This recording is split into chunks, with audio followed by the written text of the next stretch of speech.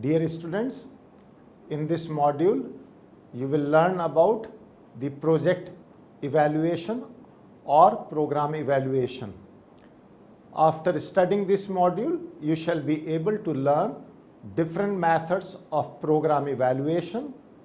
You would come to know the difference between quantitative and qualitative approaches to ex ante and ex post approaches, about selection bias in participation can confound the amount of treatment effects, and different methodologies in impact evaluation, including randomization, propensity score matching, double differences, instrumental variable methods, and regression discontinuity and pipeline approaches. Also able to learn to apply program evaluation techniques.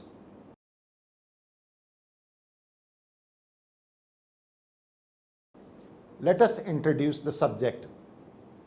Interventions and social programs by public sector call for huge amount of resources that can be spent for alternative programs. These costs are much higher in the developing countries, where the required means to satisfy the wants are more scarce. An evaluation of the impact on costs and benefits, therefore, is imperative to determine the effectiveness and justify implementation of the interventions. As Heckman et al. In 1999 puts it, an emphasis on the publicly accessible evaluations is a distinctive feature of the modern welfare state, especially in an era of limited funds and public demands for accountability. The literature on evaluation methods in economics is huge and continues to grow. Bundell and Dias 2002 gives the summary of this. Most of the earlier evaluation in economics were done in the areas of labor market and social safety net literature, with seminal works by Ashenfilter and Card, and Heckman and Raub in 1985.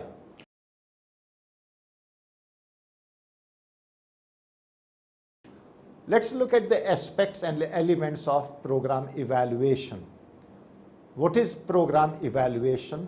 Let us try to understand this. According to OECD 1999, program evaluation encompasses various types of evaluations: policy, level evaluations, concurrent assessments, rapid appraisals, and beneficiary assessments and indicator monitoring. Program evaluation is a tool which is used to determine the costs and benefits associated with projects. There is a difference between the objectives of program evaluation. However, each evaluation aims to quantify the aspects of the program. It is known as impact assessment in many cases. The important aspect of an impact assessment is an estimation of the effect on program participants that can be attributed to direct participation of the beneficiaries in a program for intervention. Its objective is to determine if the program can achieve its stated goals. The impact evaluation would answer the following questions about a program. Does the intervention or program achieve the targets? Does it have unintended effects on participants? Whether there is a difference between the impacts of program among the individuals. Whether the program cost is effective in comparison with other options. Also, the reasons for success or failure, and what can be recommendations or remedial measures to improve the performance of the program. Now, conducting an impact assessment requires a plan that A. establishes evaluation objectives, 2. determines the necessary and appropriate evaluation methods, C. provides a data collection strategy and identify available sources, and 4th, establish a timeline for producing and disseminating finding. Let's look at the objectives and outcomes. The principal objective of any evaluation is always to find out does the program is helpful or is helping beneficiaries or not. It is important to find out whether the program has targeted the right set of people or not. This is mainly the case for developing economies because there is a scarcity of resources and the amount of leakages are generally larger. There should be the proper question on policy which should be clearly answered against all the points such as constraints on resources which include money, time and availability of data. Moreover, all the features which are to be analyzed, the time period over which the analysis is done and the outcomes to be found out should be specified in the objective statement. For example, in order to find out the impact of a health and education program, clear outcomes in the context of grade school annual attendance, annual sick leave, immunization rates, etc. should be specified outcomes. Programs also need to be evaluated in view of directly targeted beneficiaries as well as the ones that are affected indirectly. This will include finding out all the effects by considering the externalities of the program. Let us understand the program costs in this section 3.3. There is high cost involved in the program. In case of developing economies which have scarce resources, an evaluation of efficiency of program becomes imperative. The valid estimates of cost are important for the evaluation of policy interventions. There has not been as hugely empirical study in estimating costs or efficiency of programs as has been in estimating effects or effectiveness or efficacy of interventions. Due to the involvement of problems, indirect cost is neglected and only direct cost is taken. Smith 1999 suggests that there should be three components in the cost of program participation, that is, the time cost of participation, the time cost of program delivery, and the financial cost involved in program.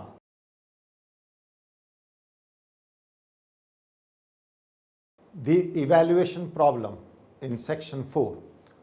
4.1, the formal evaluation. In recent years, the evaluation literature in statistics and econometrics has developed a unified formal framework that facilitates the exploration of the potential and the limits of both experimental and non-experimental evaluation strategies following Rubin 1974. Any impact evaluation attempts to answer essentially counterfactual questions. That is, how would individuals who did benefit from the program have fared in the absence of the program?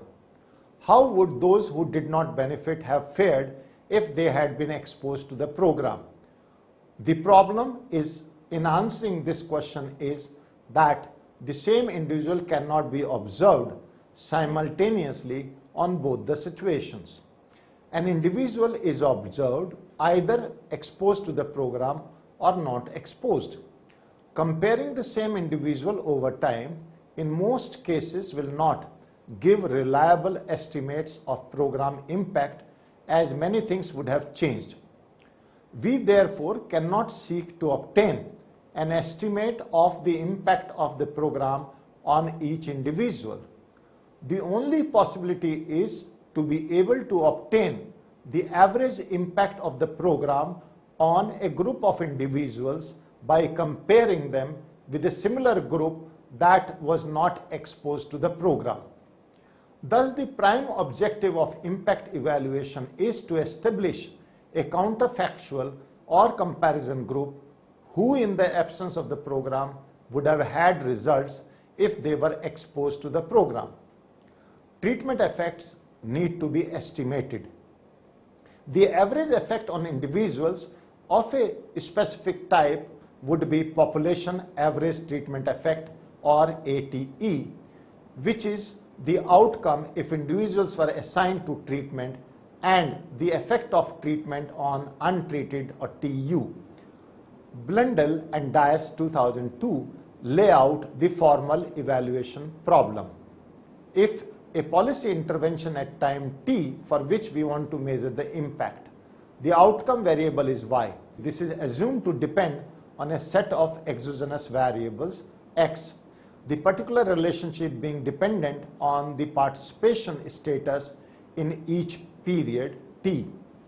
Let d be a dummy variable that represents the treatment status, assuming the value 1 if the agent has been treated and 0 otherwise.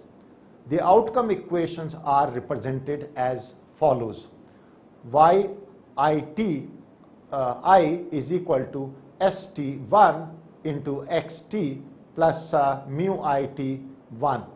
Similarly, yit1 is equal to st0 into xi plus mu it0, where the superscript stands for the treatment status and the subscripts I and t identify the agent and the time period respectively. The functions S0 and S1 represent the relationship between the potential outcomes Y0 and Y1, and the set of observables X and mu0, mu1 stand for the error terms of the mean 0 and assumed to be uncorrelated with the regressor X. The X variables are not affected by treatment or predetermined and are assumed known at the moment of deciding about participation. For comparison purposes, this means that agents are grouped by X before the treatment period and remain in the same group throughout the evaluation period. It is assumed that participation decision can be parameterized in the following way. For each individual, there is an index IN depending on a set of variables W for which enrollment occurs when this index rises above 0. That is, INI is equal to a function of WI plus VI, where VI is the error term and DIT is equal to 1 if INI is greater than 0 and T is greater than K. DIT is equal to 0 otherwise. Except for experimental data, assignment to treatment is mostly not random. As a consequence, this implies a non-zero correlation between enrollment in the program, represented by DIT, and the outcomes error term, or U0 and U1. This happens because an individual's participation decision is probably based on personal unobservable characteristics that may well affect the outcome Y as well. If this is so, and if we are unable to control for all the characteristics affecting Y and D simultaneously, then some correlation between the error term and the participation variable is expected. Any method that fails to take such problem into account is not able to identify the true parameter of interest. Under the above specification, one can define the individual specific treatment effect for any xi to be alpha it into xi is equal to y1 it minus y0 it. This is equal to git into xi minus g0 t into xi plus mu1 it minus mu0 it with t greater than k. The different parameters of interest measured in period t greater than k then can be expressed as average treatment effect equal to alpha ate equal to expected value of alpha it given x equal to xi. Average treatment on the treated effect can be written as alpha TTE equal to expected value of alpha IT given x equal to xi and dt equal to 1. Average treatment on the untreated effect is equal to alpha Tu equal to expected value of alpha IT given x equal to xi and dt equal to 0. Having laid out the formal problem, we now turn to the methods that are used to estimate impact. So let us try to understand the methods in our section 4.2. 4.2.1, we have the experimental studies. The primary objective or the prime objective of any experiment is the randomized assignment of individuals into treatment and control groups. It eliminates bias in the estimates of impacts. These biases are a result of the ex ante differences that exist between treatment and comparison groups and get enhanced with the effects of program participation. A completely random assignment of individuals into a treatment group and a control group ensures that any observed differences over time between the groups will be due on an average to participation in the program. There are two conditions that are needed to ensure that random assignment does away with pre-existing differences between treatment and control groups. First, the assignment procedures must be truly random and the process should not affect the program itself. And second, control group should be exposed to the program or a similar program. Though there could be cases where control groups refuse to participate or deviate from normal behavior, Heckman et al. 1999, still randomization is the preferred evaluation methodology. Despite the superiority of randomized experiments to ensure best estimates for impact of interventions, they may not always be feasible due to the high costs and detailed planning that is required for them. There are also ethical issues in denying intervention to a certain section of society. Let us now understand the non-experimental or observational studies in 4.2.2. If random assignment is not possible, then the ex post data shows how individuals responded to an intervention.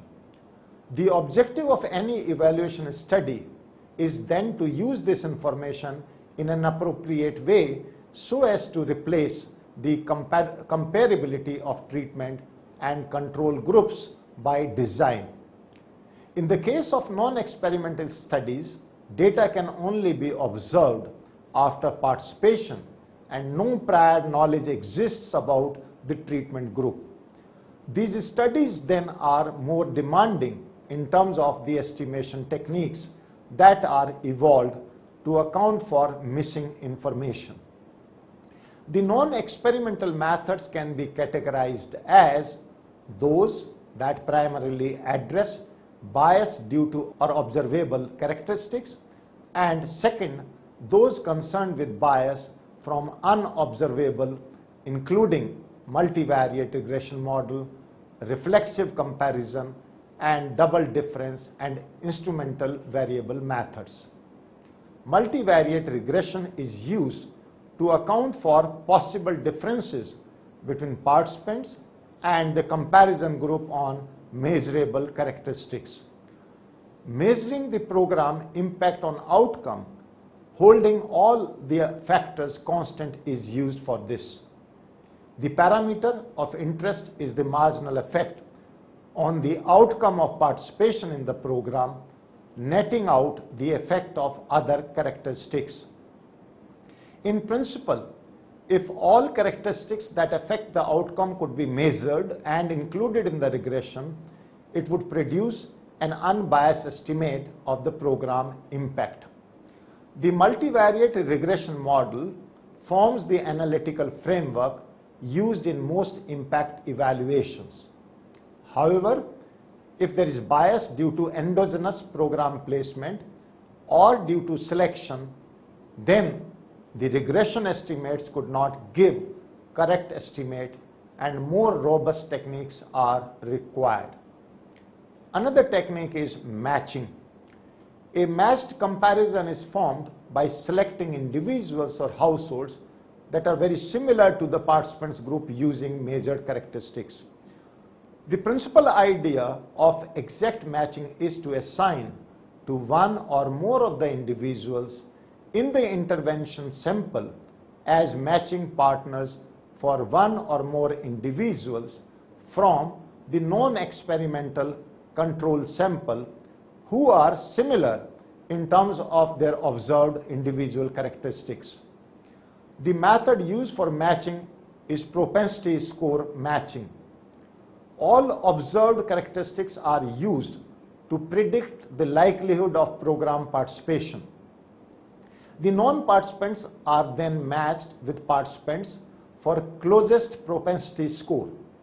The impact estimate is the difference between the mean outcome of the participants and the comparison group mean.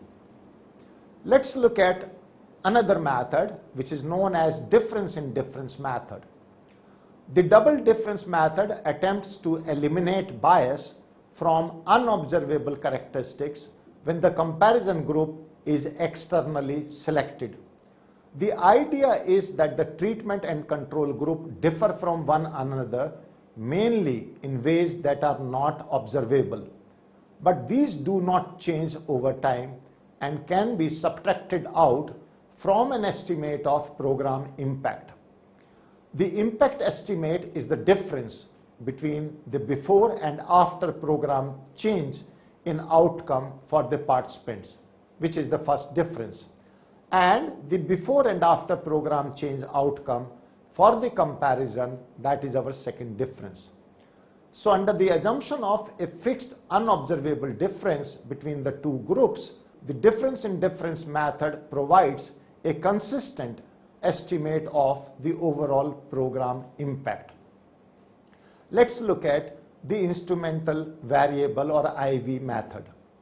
Using the regression model, the outcome variable is regressed on the indicator of program participation and other variables that affect the outcome.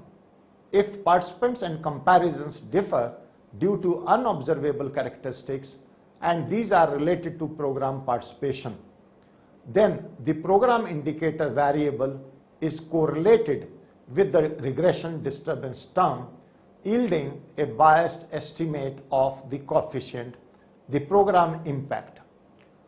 An instrument would be a variable that's highly correlated with program participation but not related to the outcome. Before and after comparison is another method. Probably the most common evaluation strategy for attempting to construct a counterfactual is a comparison of treated individuals with themselves before and after an intervention. The comparable non-participants then are the participants themselves before the program was implemented. This requires longitudinal data. Let's look at the cross-section estimates. In before and after comparisons, program participants serve as their own controls. Due to the lack of longitudinal data, cross-section data is used to arrive at program effect estimates. Here one needs to take the means over the corresponding observations in random samples of participants and non-participants and estimate impact of intervention. We have a box which shows what is a selection bias here. This selection bias relates to unobservable that may bias outcomes.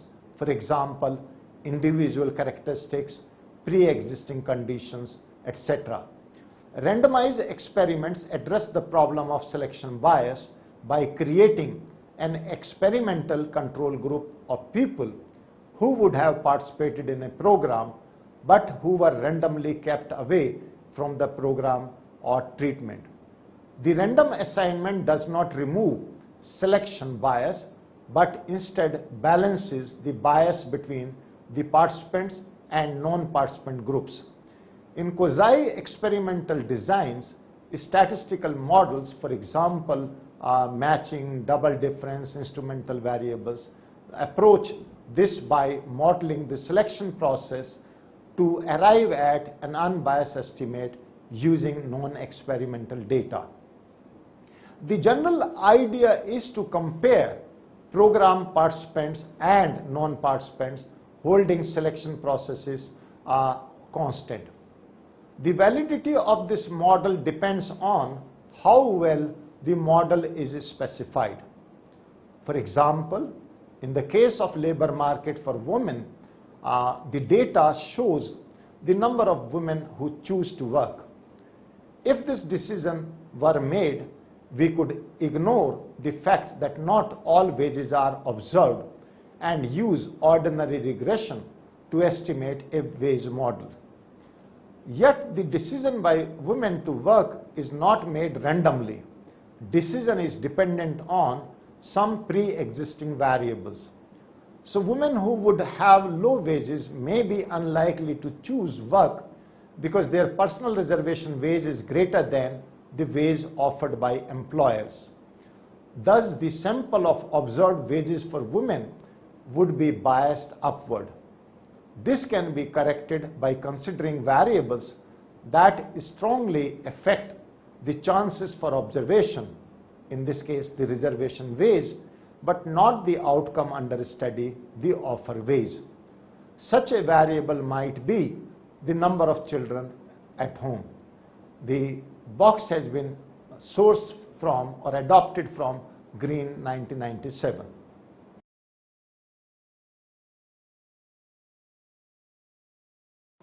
Let's now summarize what we have learned in the module.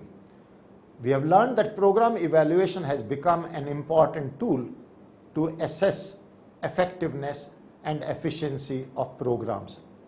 Its initial applications in the labor market have provided useful insights into how programs should be designed and implemented. The estimation of effects in experimental studies does not involve the problem of bias. However, most of the interventions are quasi or non-experimental, and the bias needs to be corrected by use of robust econometric techniques. We have a table which is summarizing the case studies of interventions. We have different countries and the programs which were launched by them and the program experience. I'm sure you can all look at this table and try to learn from these countries' programs and their outcomes here. We also have a table 2 which gives you the outcomes and resources in selected programs. You can look at the countries, their programs, and what are the outcomes. For example, in Tanzania, the program of Iringa gave us an outcome of underweight, which means our objective was to look at the underweight children, and we saw reduction from 50 to 35% between 1984 and 1988. The immunization was there, and this immunization increased from 50 to 90%. So we have very many other examples. For India, we have the example of ICDS, where overall underweight prevalence declining only slowly. Some states reported faster, but link to ICDS was not shown clearly by this program in terms of outcome. Thank you very much.